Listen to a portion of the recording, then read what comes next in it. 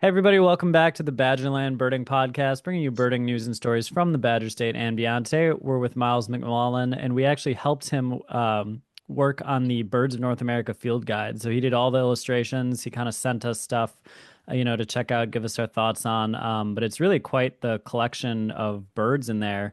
And he also has a couple other field guides he's done, so we're excited to talk with him. How's it going, Miles? Great, thanks. How are you? Good.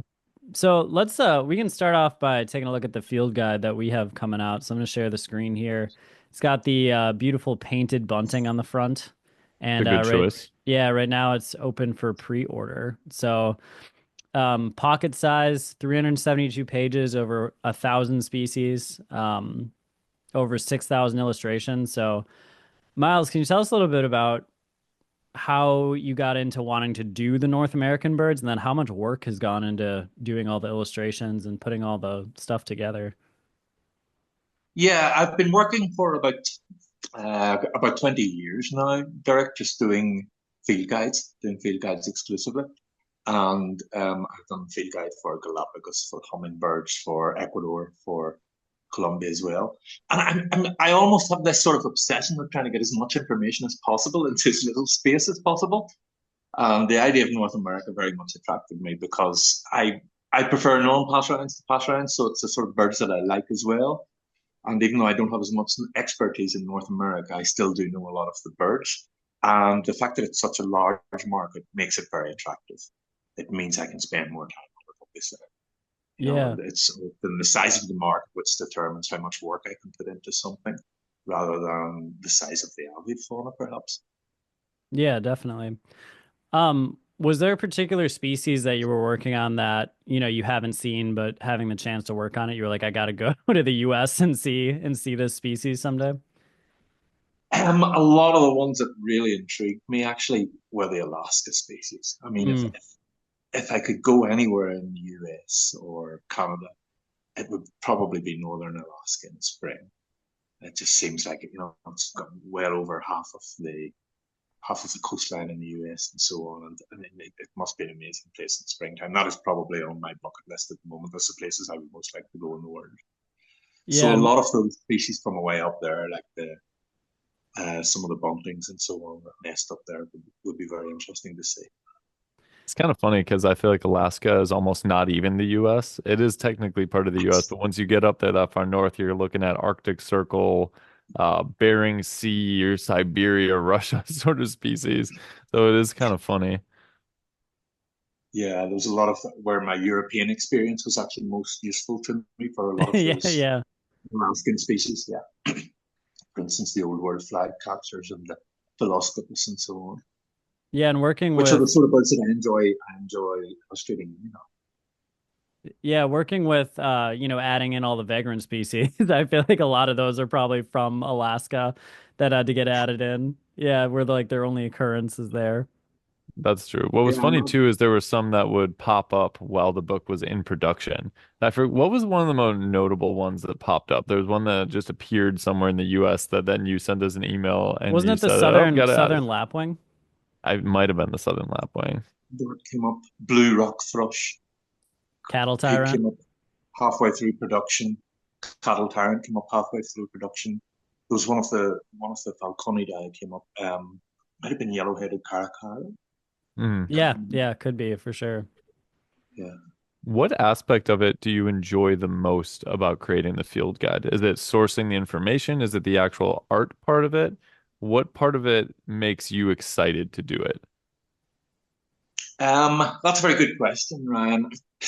There's a lot of. It could be the illustration, and it could be making the maps. I love making maps. I've always loved maps.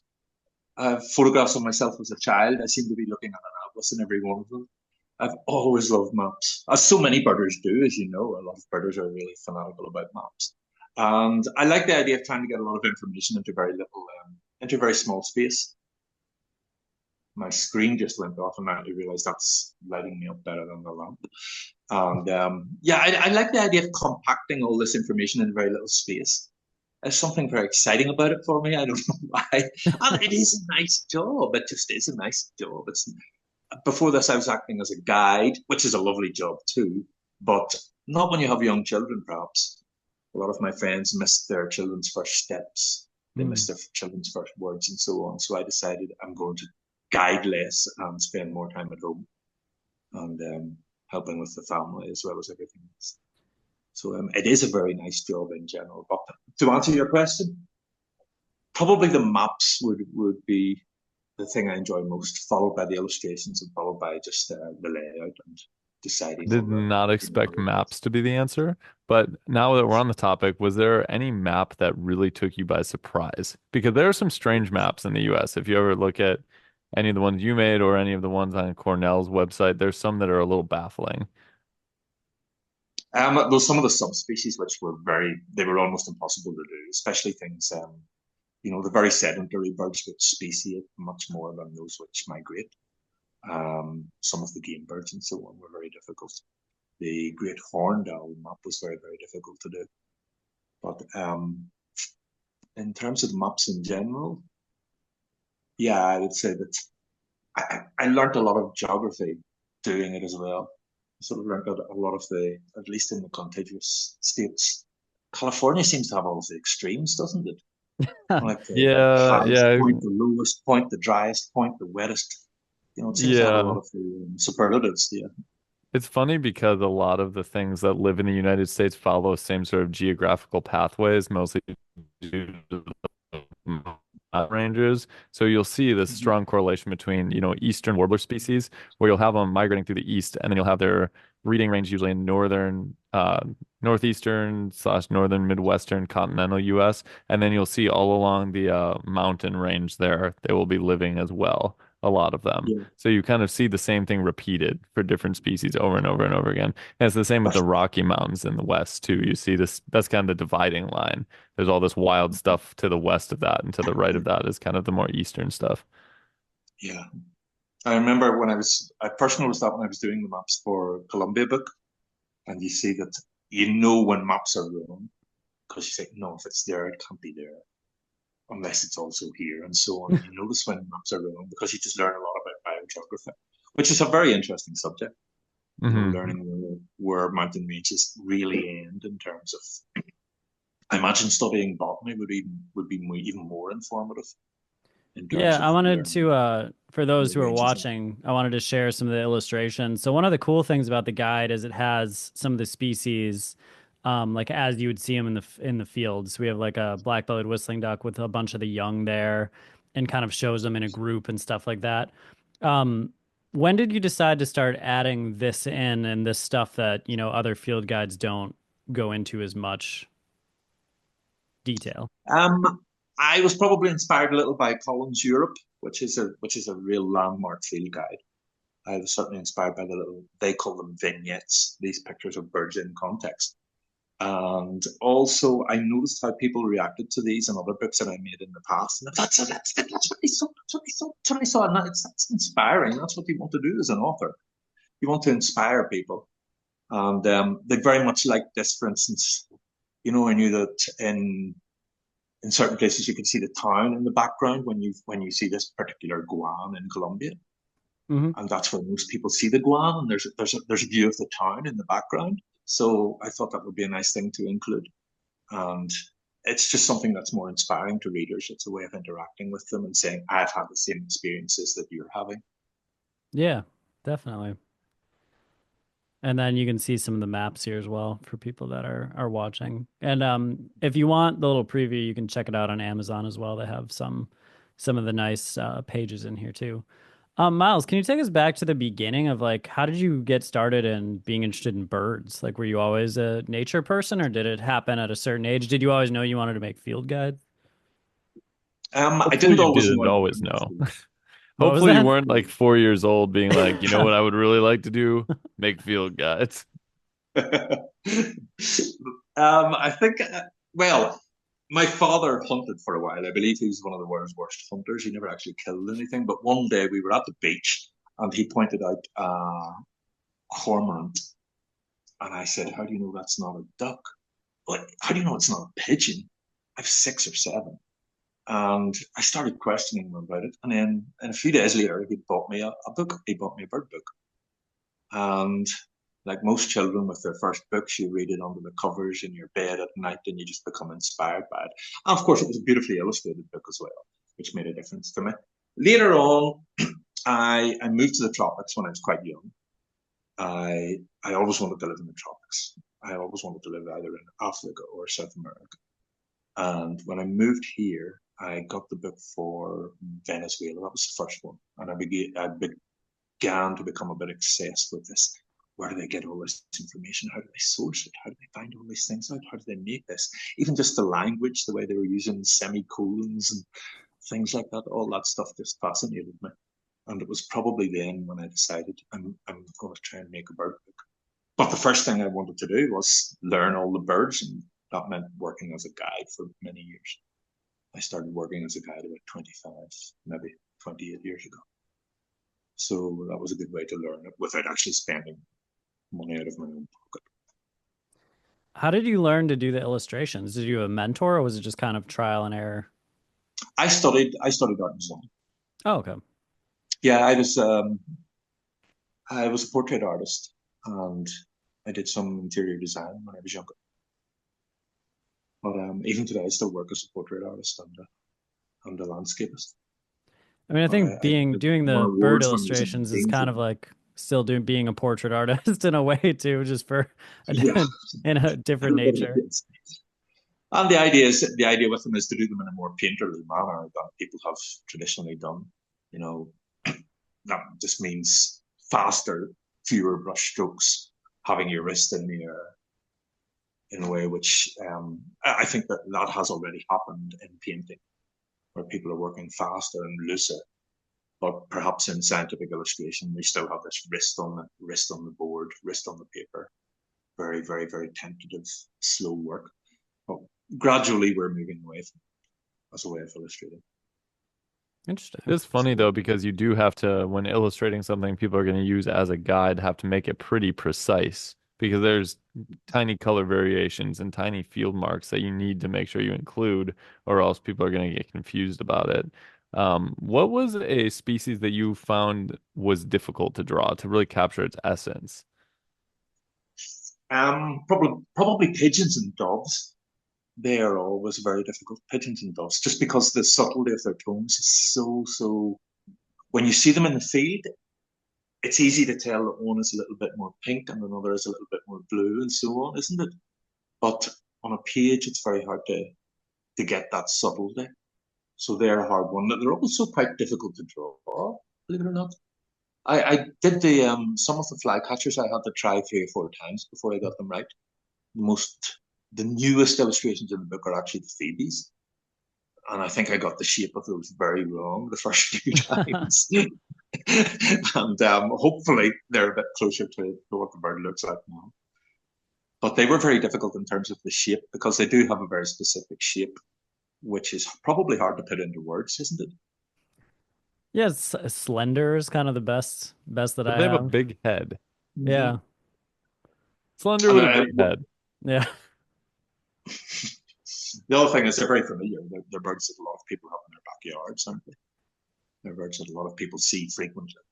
So it's more important that they be right. Which is the same as portraiture. You know, if I'm painting somebody's wife, it's important that it looks exactly like her because they're seeing her every day. Yeah, yeah. Whereas if I'm a complete stranger, I have a little bit more leeway, a little bit more room for error. Sure.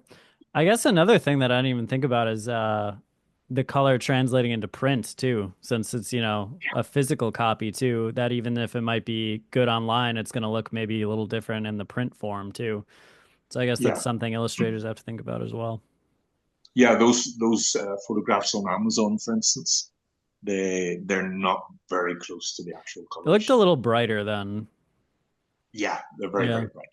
yeah. Yeah, but we don't want it to be too accurate online anyhow, just in case people just for I copyright didn't even think issues. about that. Yeah. Yeah, we don't want them to be Yeah. too accurate. But the when is the release date? February 25th is the release, but it It's is been up moved for forward, pre-order. Derek. It's now Oh, it has? March. Yeah, it's been moved forward because we had some issues with the art department in the last week. So it's now March, I believe. Okay, well they should hopefully they'll update that on Amazon. What's the official date now? March 25, I think. I think it's 25. March 25th. Again, So it got these are moved back a matters month for then. the publishers rather than ourselves. But I Okay, think it's a 25th at the moment, yes.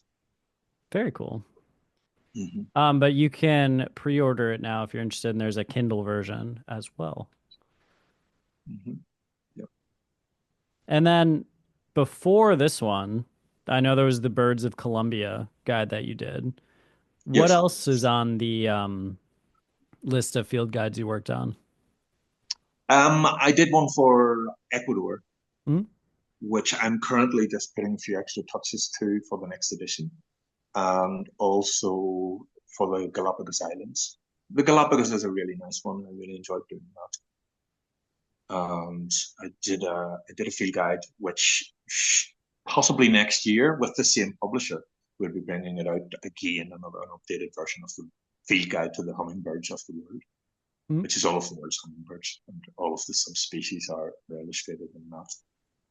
So that's quite a nice one to do as well. It's probably the most technical one I've done, and the Galapagos is the most sort of vacation companion type book. Mm. People go to the Galapagos for a week and they're on holiday. They don't want a big book. They don't want anything too technical. So that's quite fun as well to make something which is really a holiday companion vacation type thing.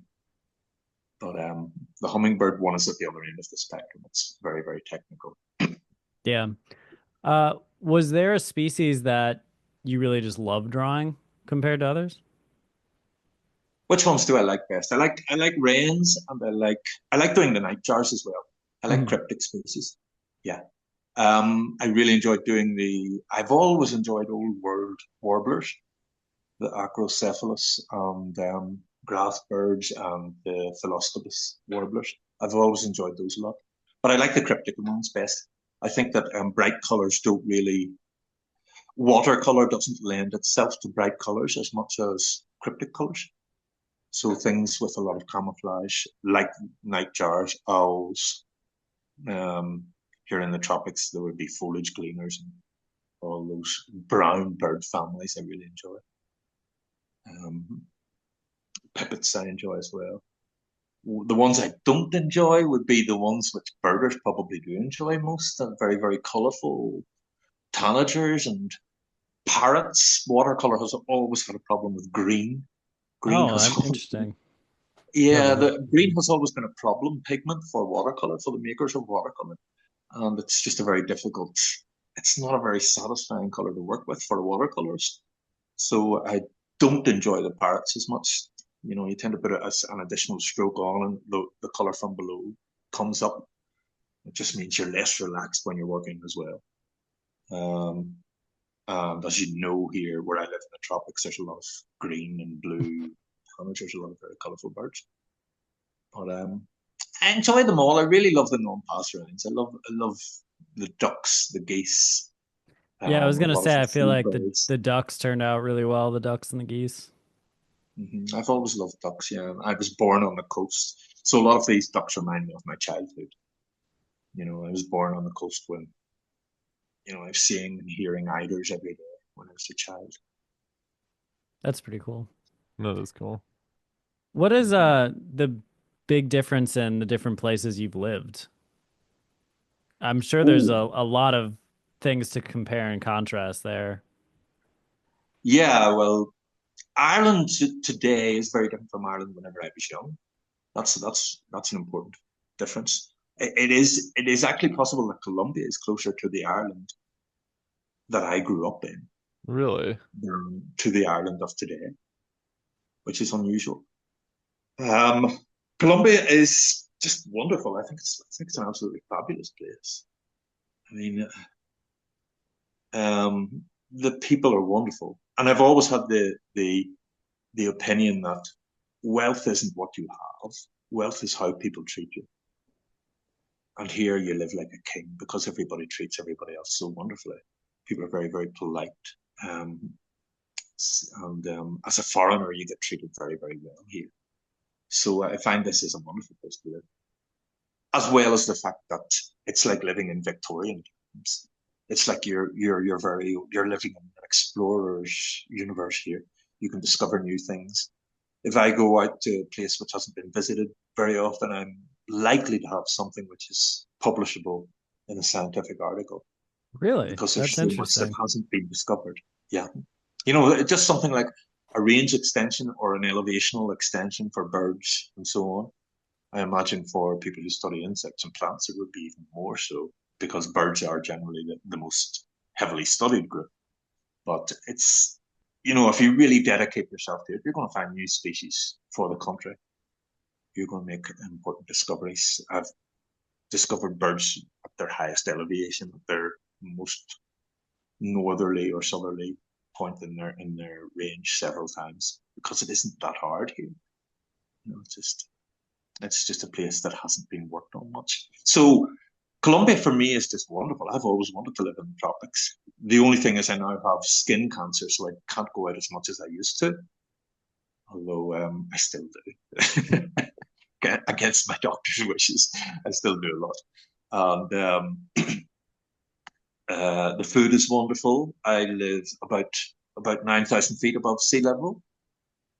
So the climate here is pretty nice. It's sort of like like what you would call a springtime, or it would probably be close to maybe September, October in Wisconsin, I would guess.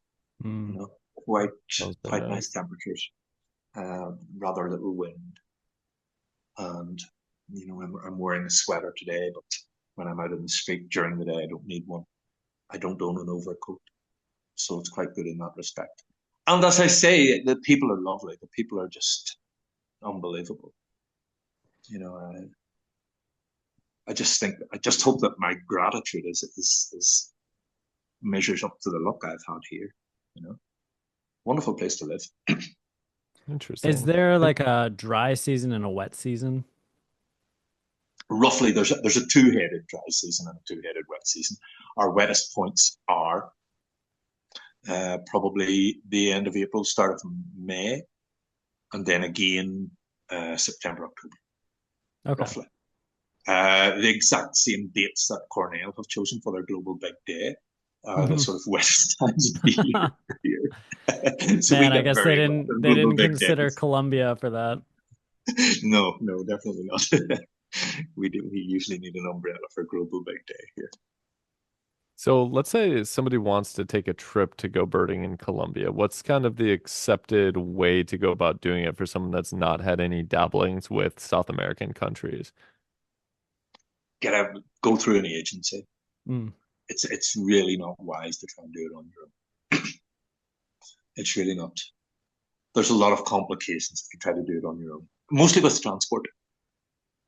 And you do need a local guide for some areas.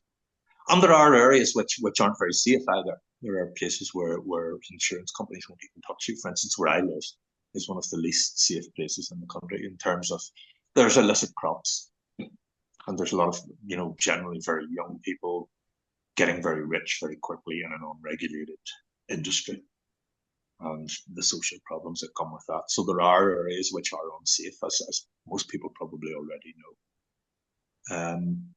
But you'd have to go with an agency. You'd have to go with one of the top recommended agencies. And the idea with them would either go on a custom tour or a scheduled tour. Scheduled tours will generally be cheaper, and they would pick you up at the airport and be with you the whole time until you leave. So it's kind of like full service. You just get your tickets, you show up there, obviously after booking this, and then they kind of Yeah, take care of you the rest of the way.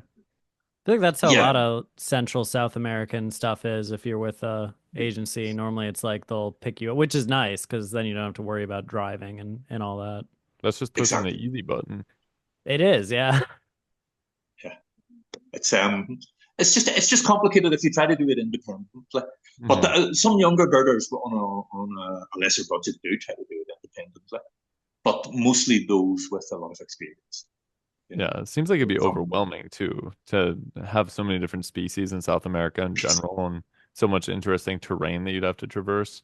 How do you think Colombia stacks up versus the other South and Central American countries that are known for birding, such as a Costa Rica? Do you think Colombia is just as good, if not better? Do you think Costa Rica still holds that crown? I think Colombia is where people come for the species, for the really difficult species. So you spend a bit more time traveling here to more remote areas because people have already been to Costa Rica, they've already been to Panama, they've probably already been to Ecuador.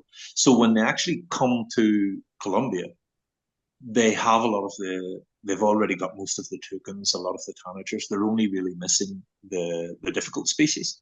So you spend a lot more time traveling to more remote areas. It's like if you understand, people who come here aren't really, wow, blue-gray tanager, wow, a toucan. They've already seen those.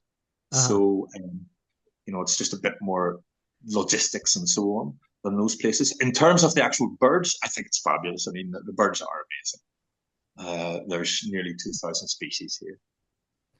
I think it's one, according on the taxonomy that you use, I think it's 1,970 or something like that. So what I'm hearing is probably Colombia is your more advanced destination. Like you probably wouldn't want to start with Colombia. You'd want to start with like a Costa Rica and then kind of branch out.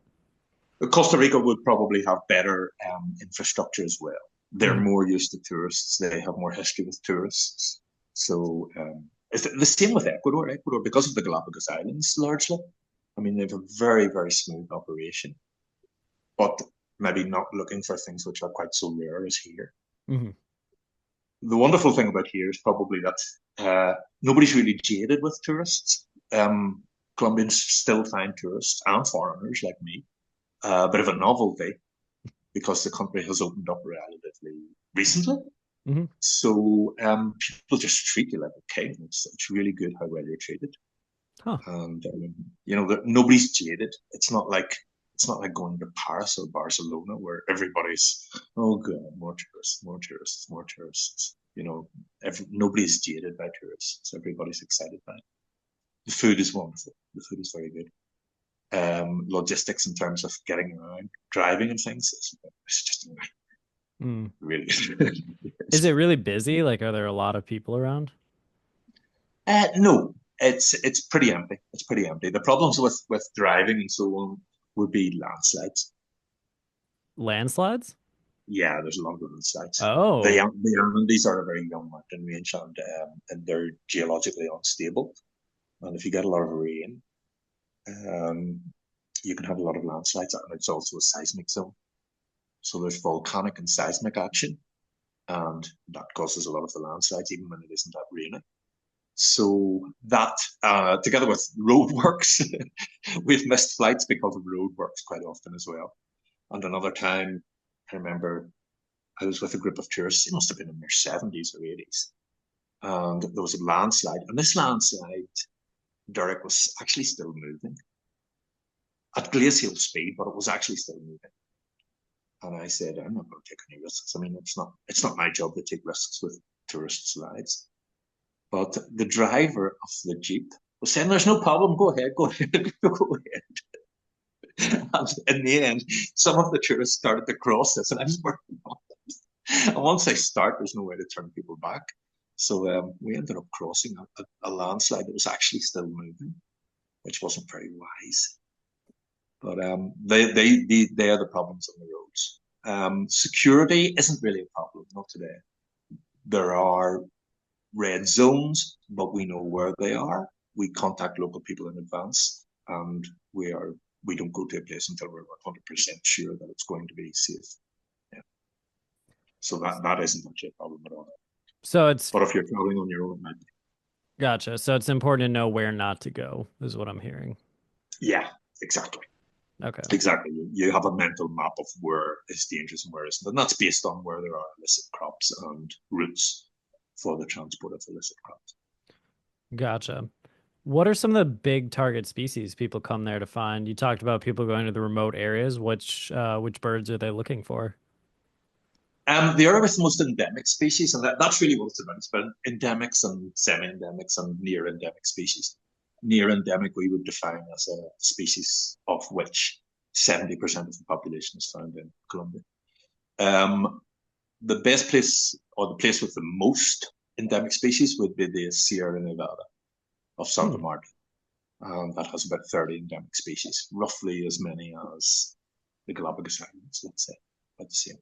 And then the endemic bird area with most species in the world is called Chocó, which is basically the Pacific coast of Colombia. Anywhere from about 6,000, 7,000 feet down to sea level. There we would have well over 100 endemic species, which are only found in that area. A lot of them also occur in Ecuador. So when people arrive here, I ask them, have you been to Ecuador? All right. Where did you go? Oh, did you see that? Did you see that? And then I have a mental map of which birds they need and which birds they don't. Mm-hmm. Just like any guide, really. It's part of our job. Yeah, gotcha. The high Andes, of course, are ecological islands. Once you go so high up, there's no connecting corridor to the next high moorland. So they have a lot of endemic species as well, which are also target species. In terms of families, the target species would be a lot of hummingbirds, a lot of tanagers, a smattering of things like pahuil, which are a type of guan, a large turkey. Some flycatchers, bits and pieces from all other families, wrens, a lot of the sedentary species, which don't move around much and are therefore more likely to become endemic. They're more likely to speciate and become endemic. Yeah, that's very interesting. Are there any sort of, I guess I would say, iconic species? So, you think about South America and rainforest, you think like harpy eagle, stuff like that. Are there any big ticket, not necessarily super rare, but iconic species that people want to see in that area? Everybody wants to see harpy eagle, but it's very difficult. It's very difficult. I saw my first harpy eagle last year. It's a difficult Really? species. And you've Yeah, probably yeah. been at it for a while, I imagine. Yeah, it's just that they're in remote regions, and we found out about a nest. And very few people. I've never met anybody who found a harpy eagle on their own. All the people that I know who've ever seen a harpy eagle, it's because somebody else found it first. Usually local people, indigenous, and they tell people that it's there. Some of the real difficult species may be the very high elevation hummingbirds, for instance. Where I live, people come for 3 or 4 different types of hummingbirds as well. And there's a few species here which were believed extinct for many, many years.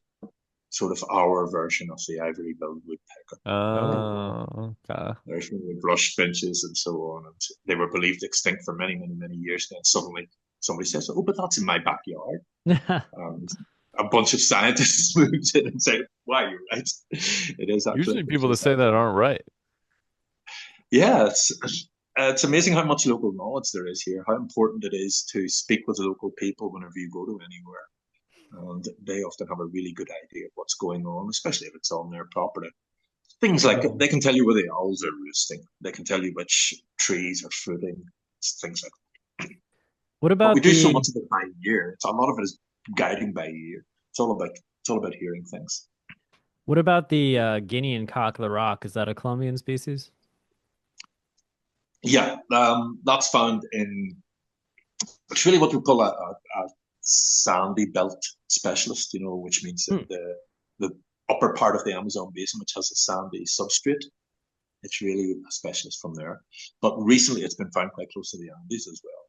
Oh, neat. Just in the Andean foothills, And then we have another cock of the rock, which is the Andean cock of the rock, which would be fairly common. I mean, I suppose if I went to try and find it with somebody, I would probably going to the right place would be over 50%, but not 100% chance of seeing it.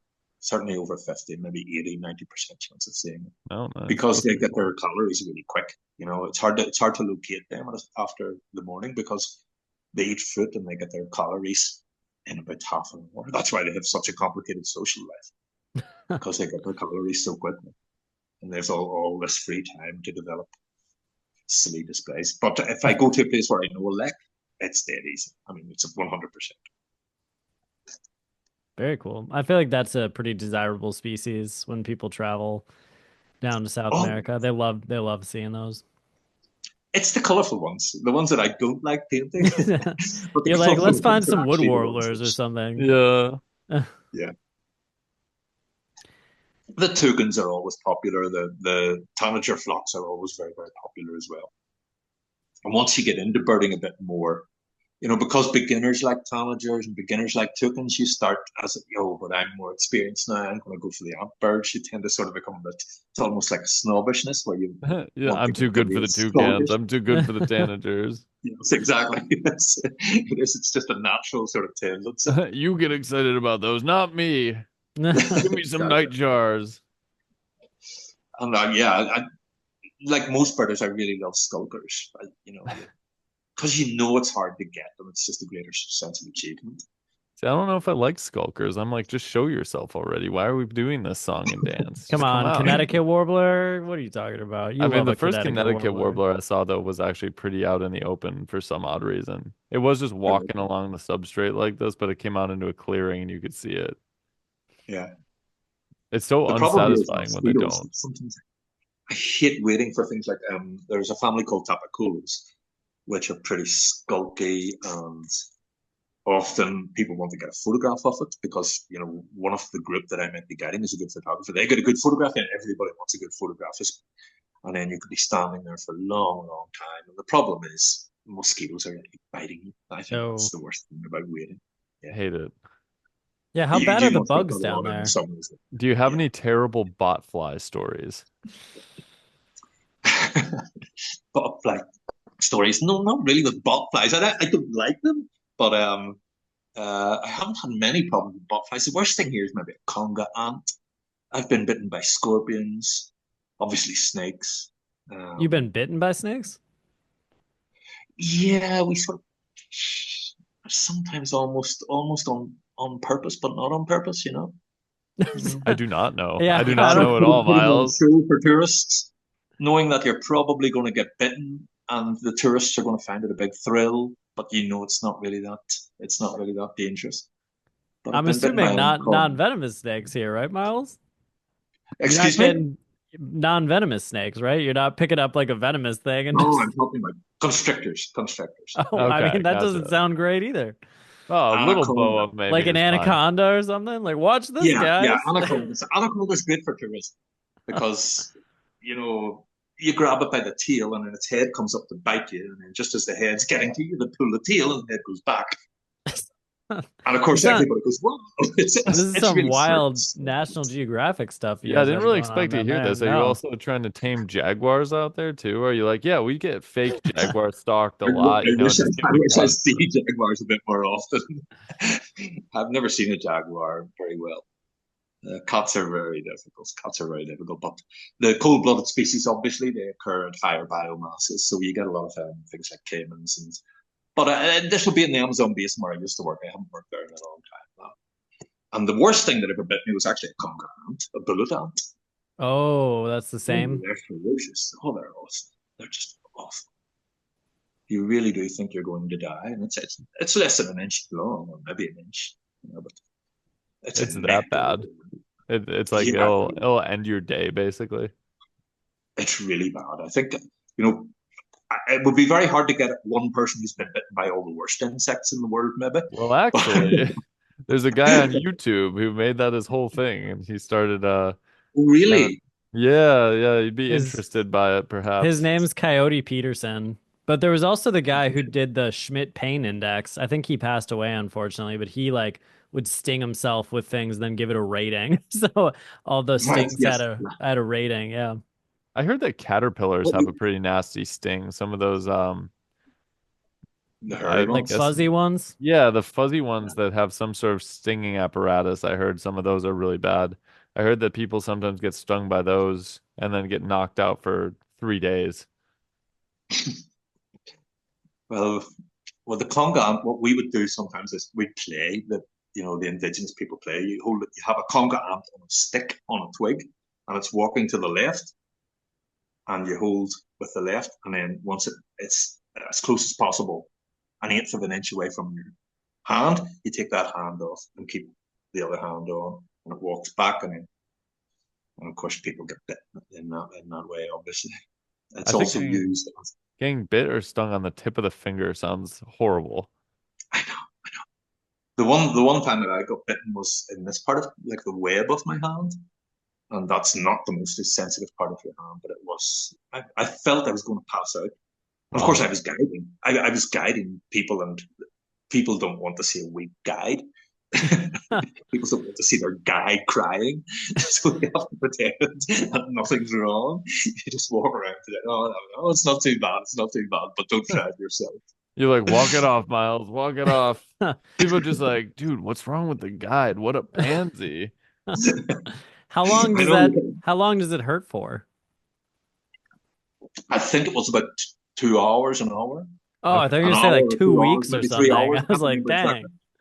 dang. Yeah, but much worse than a scorpion bite. Scorpion bites wouldn't be quite so bad. Bite Yeah, or I sting? want to point this out because we live in a place where there's not really much that's going to hurt you. We have some rattlesnakes, but they are few and far between. And Yeah. whenever we talk to someone from the tropics or who lives in the tropics, the stories just devolve into madness so quickly, where people are saying things like, "Oh yeah, I've been bit by this and that and this. I've had 6 of those, and I was out for 3 days. I was out for 6 weeks. I thought I was going to die." There's a very drastic difference in level of experience with people in the tropics and the insect and reptile life. And I never was one of those guides. There's a certain class of guide who just are more interested in dangerous animals. They want to show people tarantulas, crocodiles. They want to show dangerous things. And I was never one of those. I'm more of a birder. I wanted to show people and birds, you know. But even so, they're impossible to avoid.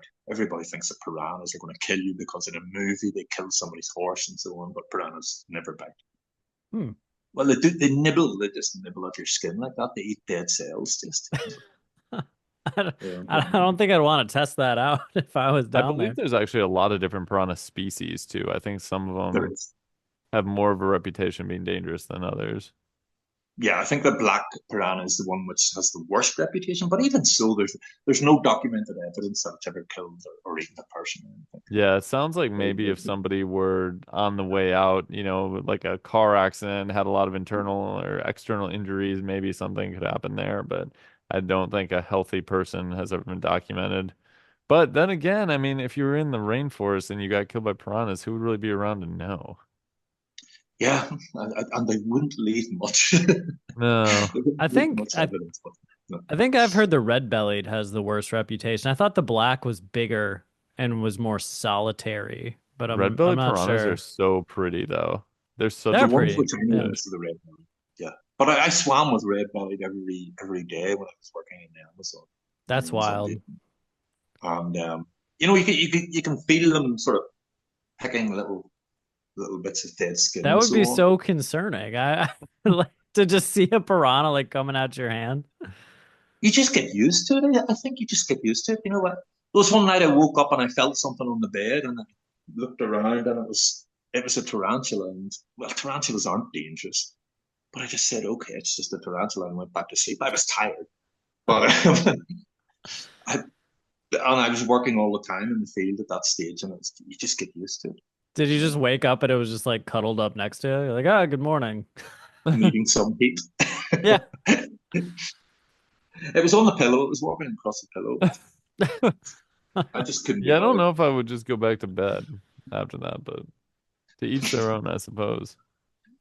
You just get used to it. That's the one It's thing that I don't like. I don't like horseflies. that's fair. Um, I really do not like horseflies, and I don't like little black flies. I don't like little Mm, black flies. You yeah. never get used to their bite. You never get used to it. Sandflies are horrible the first few times, but you get used to them. And mosquitoes, you get a little bit more used to them. I don't like them, but ultimately the dangerous things are probably infections. You know, if you were Yeah. if you were dropped into the Amazon basin and you had to survive, it would probably be an infection that kills Yeah.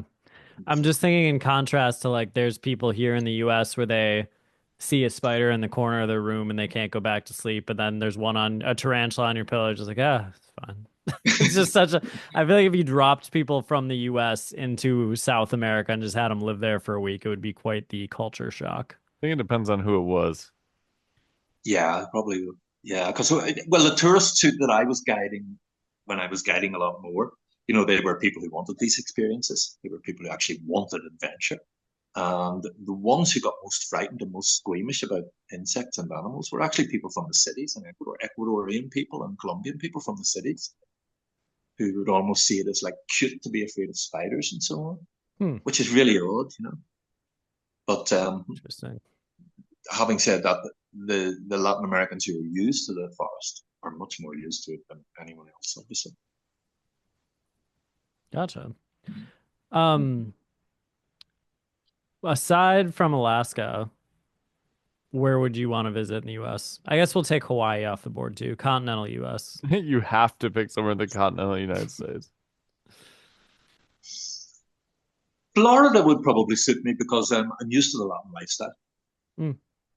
And it's the sort of climate that I'm used to. And I mean, there's He wants the mosquitoes. Yeah, he wants the mosquitoes. Well, mosquitoes they're a bad thing that goes alongside good thing. There's usually a lot of good wildlife where there's mosquitoes.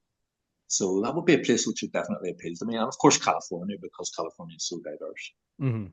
California is, it must be the most diverse state in the US, or at least in the contiguous states.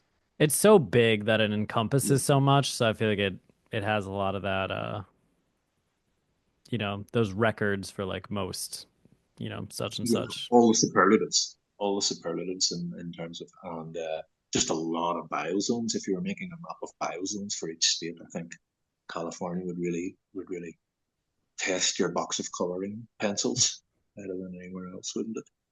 Yeah. Yeah, and when we visited, you would be in the mountains in 2 hours from where we were. You'd be in desert scrub from 2 hours, coast in 2 hours. So yeah, you can hit a lot of different habitats there for sure and see a lot of different stuff. I think you would have to, if you're going to go US, I think you have to go one place in the West and then one place somewhere in the East someplace, because they are just a different set of species. I mean, so South Texas too is so different. South Texas and Southeast Arizona are, of course, their own thing. But if you wanted to just get as many common birds, you'd have to go one in the West and at least one in the East. Yeah. But even in Southeast Arizona, there's how many specialties are there? Maybe 30? Like pine oak forest specialties. There's a lot of cool stuff in Southeast Arizona. That would be. I know it's a place where a lot of birders retire as well, isn't it? Yeah, we just did a top 5 places to bird in the U.S. and we had Central California. We had Saxon Bog in Minnesota in the winter, which is pretty cold. So I don't know if it'd be your speed. And then we had South Florida, Southeast Arizona, and South Texas. So I mean, those are kind of your biggest ones. There's some cool places in the Northeast too, and you know, in the Pacific Northwest as well. But those are kind of like the big hot spots. Yeah, definitely. Yeah, Southern Texas seems to have an awful lot of the species that I see every day here. For instance, you know, things like Kiskadee and definitely. I was amazed going to Costa Rica how many Kiskadees, you know, there were. Like you walk outside and there's a Kiskadee. Like, oh, that's cool.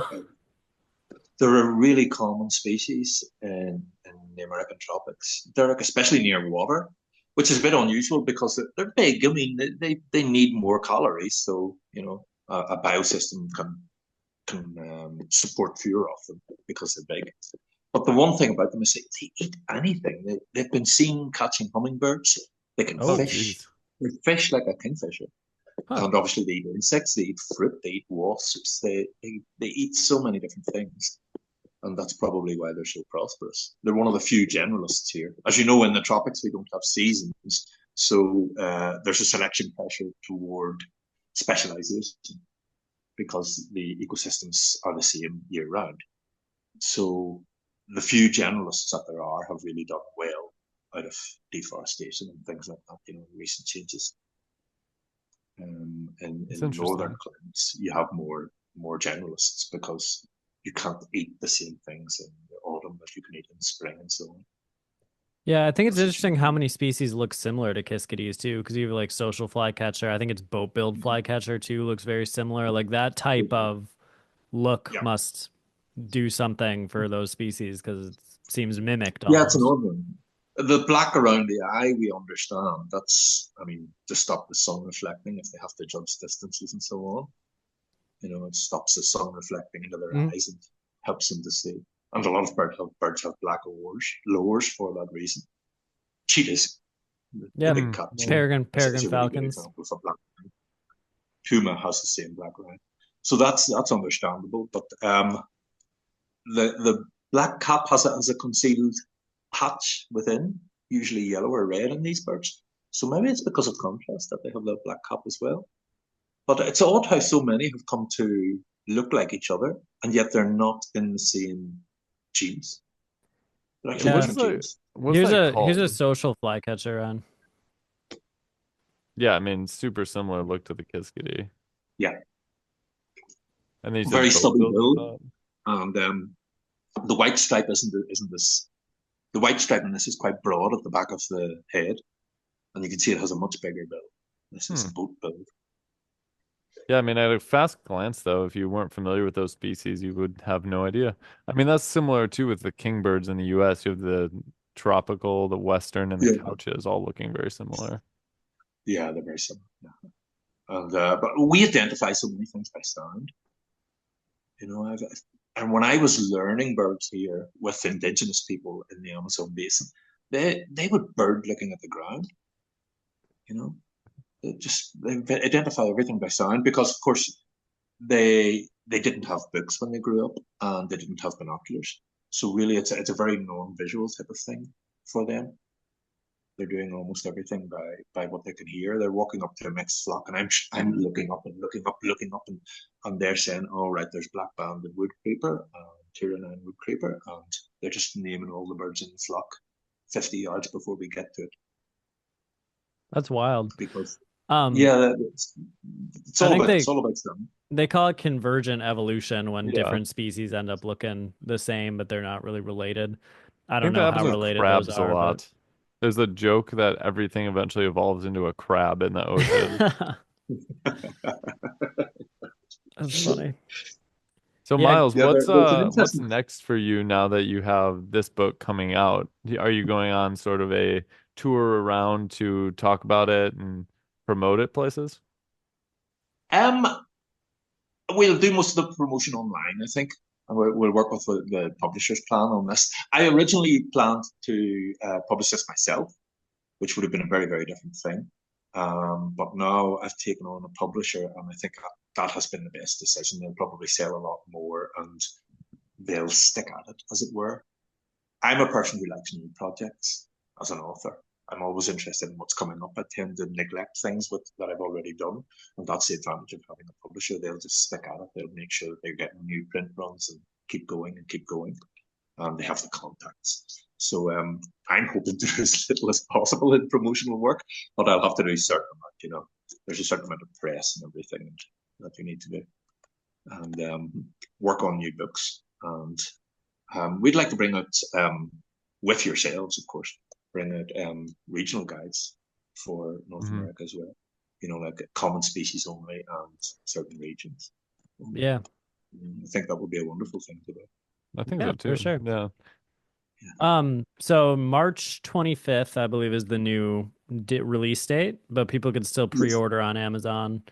And if nothing else, if you know your birds pretty well, it's a really great collection of artwork and time that's gone into it. With seeing the species and their environment and stuff like that. So even if you're kind of like, yeah, I kind of know all the birds, like it's a cool thing to have as well. I like the completeness. There's just so many species in there. There's stuff that isn't even recently been reported, but could theoretically be reported again, which I find interesting. So you'll probably get anything that shows up in the US for the most part in the book, which is great. More than There's a any other few guide to species North that, America. yeah.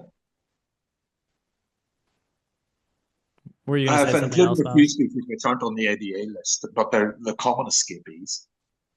Some wildfowls, some parrots, some things like great tit and blue tit, things like that. Hmm.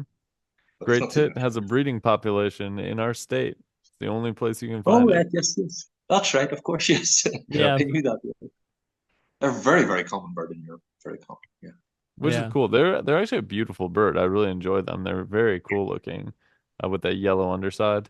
We need to And get people, a blue tit there too. We could just have like a colony of European species That at would be that pretty neat. place. That But would make some people very mad, but but it people would have be cool. actually been coming to Wisconsin seemingly specifically to get the great tit on their ABA list now because I've seen people reporting Mhm. on eBird and then putting what their ABA number is, and some people have had it in the 700s and stuff like that. So, It's on the Yeah. provisional list now. yes. Oh, right, yeah. So that's and do you have where is there uh tree sparrow must be quite close to you. There's a colony of tree sparrows there as well. I The see Eurasian tree sparrows. Eurasian birds, Yeah, Eurasian we tree we do sparrows. have some Eurasian tree sparrows in the southern part of the state. European Yeah, goldfinch, obviously house finch, starling, yeah. pigeon. Yeah, and then the great tit. That's kind of our collection. We also have the monk parakeets in some parts of the country as well. Yeah, they're all over now. Yes, they're Very all Eurasian over cool. collared Europe. dove. Yeah, yeah. That was actually introduced to the town where I was born in the late '60s, about the time when I was born. It was introduced there, and then it became the most common species in a lot of people's gardens over the next 20 years. Yeah. It's But very wild, good. wild And world I out love there. doing the book. Yeah, I've really enjoyed doing it, and I've really enjoyed your contributions. What's It's been your wonderful work. biggest reason people should get a copy of it? I think it probably that it has the most information in a small size. That's what would sell it to me if I were a customer. If I weren't a person who makes books, I like the idea of having a lot of information in a very small package. And there's more information about the confusable species, how to tell the difference between confusable species, and also information about subspecies. I think that we've covered a lot of areas which aren't covered in other small handbooks in terms of subspecies. So Yeah, they would be probably my three main selling points for that. for sure. Is Um, Amazon the best place for people to get it, or is it better for them to get it off the publisher's website? um, Probably the publishers for the moment. Yeah, Okay, let probably the me publishers for the moment. see if I Yes. can get the link. Uh, Pelagic is the name of it. This is a small independent publishers. I've always tried to support the independent publishers, smaller publishers, because it's just a more personal experience as an author. And they specialize in natural history books, some quite technical books as well, actually. Books which may almost books for university libraries in some cases. Yeah, so it's pelagicpublishing.com. You can find it as well. And it has some of the sections in here too. There's some of the hummingbirds showing the tail features too. The color on that's really high. The color on the Hummingbird Yeah, page is it's very very, high, very but that's bright. because it's on screen. It's because it's on screen. Yeah. Very cool. Awesome. Well, thanks so much for taking the time to talk with us, Miles. We're excited for the book to come out and for it to get in people's hands and they can check it out and start using it. No, thanks very much for the invitation, and it's wonderful to speak to you again. And once again, thanks very much for all the help, without which I wouldn't have been able to make this book. It's always a team effort. And Yeah, of you're the course. people on the ground there, so thanks very much for your Yeah. continuing help. Thanks, Miles, and thanks to everyone for watching and listening to this episode of the Badgerland Birding Podcast.